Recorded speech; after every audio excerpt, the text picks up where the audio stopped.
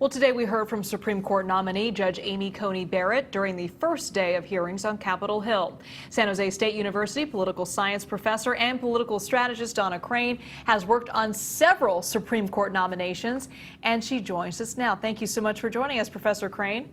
Great to be here. Thanks. All right, let's begin with the statements from Senator Kamala Harris, who said a potential conservative supermajority on the high court could be disastrous if the Affordable Care Act is repealed. Can you provide some insight into that? I can. She gave a long list of issues and cases that are really in the queue to come before the Supreme Court soon.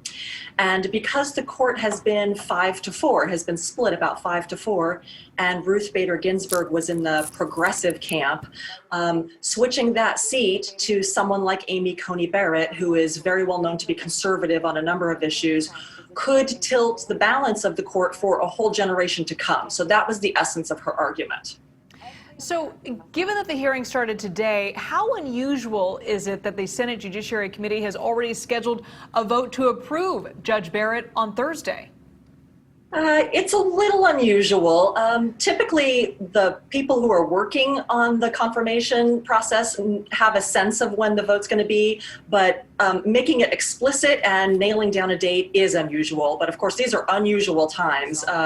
Taking a vote like this just days before a presidential election when the White House and the Senate are potentially up for a flip. That means that maybe the Supreme Court could be too. So that's a lot at stake in the next few days. Yeah, and of course, a lot can happen in the next few days. It is 2020 after all.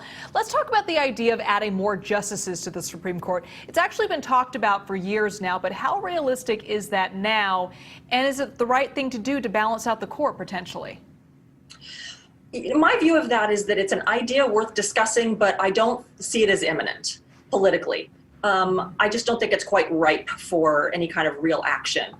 The progressive activists point out that this seat, the Ruth Bader Ginsburg seat, is being rushed to be filled just days before an election. And they point out further that 4 years ago, there's a seat that should have gone to Merrick Garland, President Obama's nominee for a vacancy, that was held open for the next election for over a year, and President Trump got to fill. So it's their contention that there are two seats that were effectively stolen, that are not legitimately theirs, and that the best way to move forward in the long term is by what they would call rebalancing the court, adding additional seats rather than impeaching justices. So that's the background and the explanation for why they favor that approach. Sure. All right, Professor Donna Crane, thank you so much for joining us.